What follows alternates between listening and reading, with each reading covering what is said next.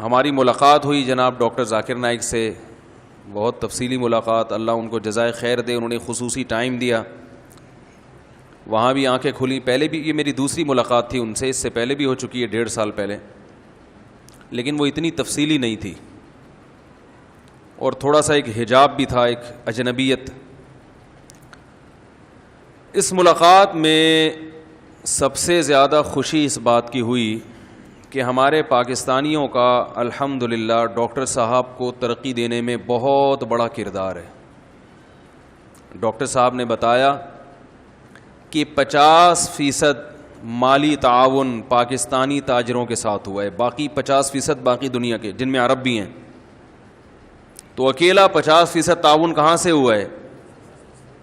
تو اس سے پتہ چلتا ہے بھائی پاکستانی اتنے بھی نالائق بولو نا یار نہیں ہے.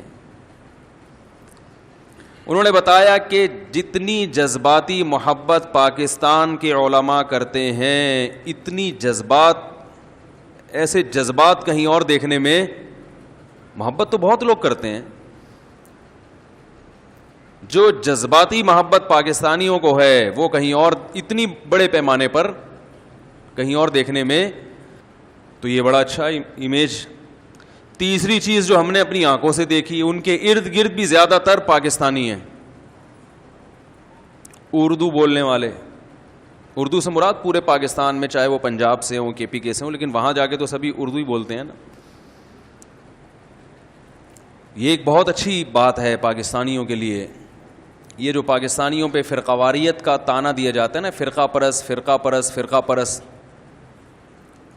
تو اتنے بڑے پیمانے پر ڈاکٹر صاحب کے ساتھ تعاون کرنا یہ فرقہ پرستوں کا کام بولو بھائی نہیں ہو سکتا.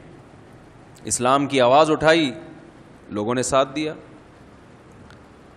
چاہے وہ ان کے مسلک سے ملتے ہوں یا نہیں ملتے ہوں. ان کے ساتھ رہنے والوں میں کچھ کوئی حنفی ہے، کوئی شافعی ہے، کوئی حنبلی ہے، کوئی سلفی ہے، سب ٹائپ کے لوگ ہیں اور اپنے اپنے مسلک پہ قائم ہیں.